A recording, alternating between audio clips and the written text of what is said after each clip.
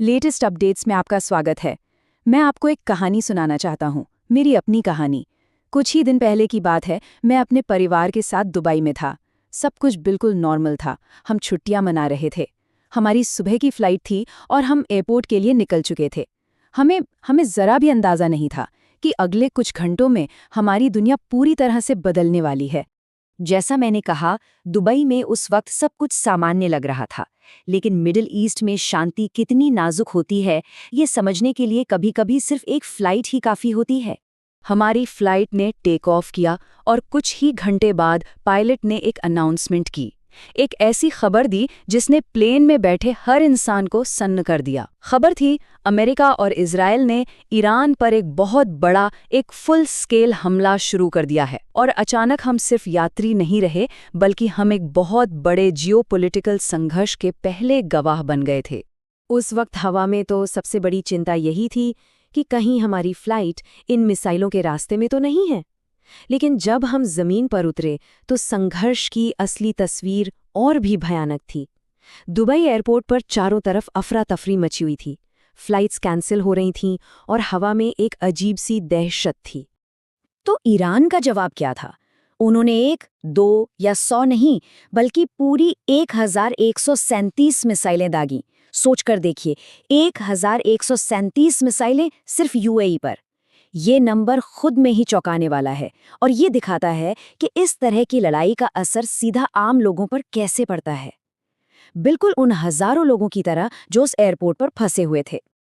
अच्छा, तो ये सब हुआ कैसे? इस पूरे तनाव को समझने के लिए हमें इसकी जड़ तक जाना होगा। सब कुछ शुरू हुआ एक जॉइंट अमेरिकी इजरायली मिलिट्री ऑपरेशन से, जिसका नाम भी बड़ा अजीब था, ऑपरेशन एपिक फ्यूरी। और देखिए, ये कोई छोटा-मोटा हमला नहीं था। अमेरिकी अधिकारियों ने साफ-साफ कहा कि ये ऑपरेशन कई दिनों तक चलेगा। और उनका मकसद क्या था? उनके ही शब्दों में, हम उनके मिसाइल उद्योग को पूरी तरह से नेस्त-नाबूद कर देंगे। लेकिन इस हमले में एक ऐसी बात हुई जिसने इसे सबसे अलग और खतरनाक बना दिया, और वो था उनका टारगेट। उन्होंने एक ऐसी जगह को निशाना बनाया जिसके बारे में कोई सोच भी नहीं सकता था। ईरान के supreme leader Ayatollah Ali Khamenei का अपना घर, उनका अपना परिसर। ये एक ऐसी लाइन थी जिसे क्रॉस करने के नतीजे बहुत गंभीर होने ही थे। इस हमले का नतीजा बहुत विनाशकारी था।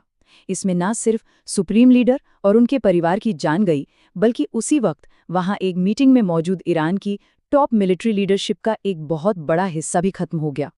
अब ये बड़ा दिलचस्प है, तेहरान की सड़कों पर जो रिएक्शन देखने को मिला वो उतना ही बटा हुआ था जितना कि वो देश खुद है। कुछ लोग जश्न मना रहे थे, सड़कों पर निकल आए थे, तो दूसरी तरफ कुछ लोग अपने नेता को खोने का मातम मना रहे थे, रो रहे थे। ये ईरान के अंदर की गहरी दरारों को दिखाता है। तो जाहिर है ईरान का जवाब आना ही था, और उन्होंने ज्यादा देर नहीं लगाई। और जब जवाब आया तो वो बहुत तेज, बहुत बड़ा और बहुत फैला हुआ था। ईरान ने अपने जवाबी ऑपरेशन को नाम दिया ऑपरेशन ट्रू प्रॉमिस 4। और उनका निशाना सिर्फ इजराइल नहीं था, नहीं, उन्होंने पूरे गल्फ रीजन में अमेरिकी सहयोगियों पर मिसाइलें दागी। दुबई से लेकर बहरीन तक धमाके हुए, जहां एक अमेरिकी नेवल बेस पर तो सीधा हमला हुआ। ये एक साफ संदेश था कि अब ये युद्ध सिर्फ 2 देशों का नहीं रहा, ये पूरे इलाके में फैल चुका है। अब इस जियोपॉलिटिकल शतरंज की बिसात पर लाखों आम लोग फंसे हुए हैं, और ख़ास तौर पर इस इलाके में रहने वाले हम भारतीय, वो खुद को एक बेहद खतरनाक सिचुएशन में पा रहे हैं। ये नंबर देखिए, 1 करोड़ से भी ज्यादा भारतीय इन्हीं खाड़ी देशों में रहते हैं, काम करते हैं। वहां गिरने वाली हर मिसाइल सिर्फ इमारतों को नहीं, बल्कि उन लाखों भारतीय परिवारों की जिंदगियों और उनकी रोजी रोटी को भी खतरे में डालती है, जो उस जगह को अपना घर कहते हैं। और सिर्फ इतना ही नहीं, भारत की इकोनॉमी भी सीधे तौर पर इससे जुड़ी है। हमारा 50% से ज्यादा कच्चा तेल, यानी कि आधे से ज्यादा तेल, इसी इलाके से आता है, जो अब एक एक्टिव वॉर जोन बन चुका है। अगर सप्लाई में जरा सी भी रुकावट आई तो इसके नतीजे बहुत दूर तक जाएंगे।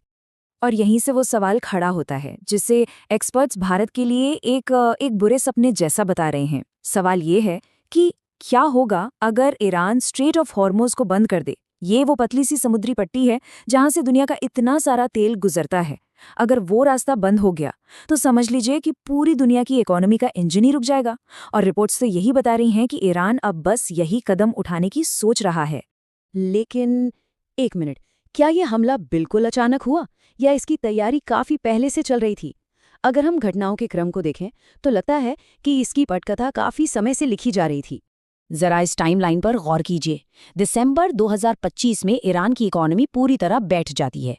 फिर फरवरी की शुरुआत में शांति समझौते की उम्मीदें जगती हैं और फिर एक बहुत ही अहम मोड़, भारत के प्रधानमंत्री इजराइल का दौरा करते हैं और उनके दौरे के कुछ ही दिनों के अंदर ऑपरेशन एपिक फ्यूरी लॉन्च हो जाता है। ये टाइमिंग कई सवाल खड़े करती है। इस ट्वीट से एक मकसद बिल्कुल साफ हो जाता है, सरकार बदलना, यानी कि रिजीम चेंज। डोनाल्ड ट्रंप ने सीधे ईरान के लोगों को ट्वीट किया, जब हम अपना काम खत्म कर लें तो आप अपनी सरकार पर कब्जा कर लेना। ये स्क्रिप्ट, ये कहानी कहीं सुनी सुनी सी नहीं लगती। ये हमें सीधा साल 2003 में वापस ले जाती है, जब अमेरिका ने शांति और लोकतंत्र लाने के वादे के साथ इराक पर हमला किया था। और नतीजा क्या हुआ? 2 दशकों तक चलने वाली तबाही और अस्थिरता। और ये हमें उस एक बड़े सवाल पर लाके खड़ा कर देता है, क्या बाहरी हस्तक्षेप से किसी देश में शांति आती है या और ज्यादा तबाही? हमें सिर्फ इराक और लीबिया के अंजाम को देखना होगा, जहां तानाशाहों को हटाने के बाद और भी ज्यादा अस्थिरता और आतंकवाद पैदा हुआ। तो जैसे जैसे मिडिल ईस्ट में ये नया अध्याय खुल रहा है, इतिहास हमें एक बहुत जरूरी सबक सिखाता है। बाहरी हस्तक्षेप के नतीजे अक्सर अप्रत्याशित और विनाशकारी होते हैं। असली सवाल ये नहीं है कि शांति मुमकिन है या नहीं, बल्कि ये है कि इस शांति की कीमत क्या चुकानी होगी। इस पूरे विश्लेषण को देखने के लिए आपका बहुत बहुत धन्यवाद।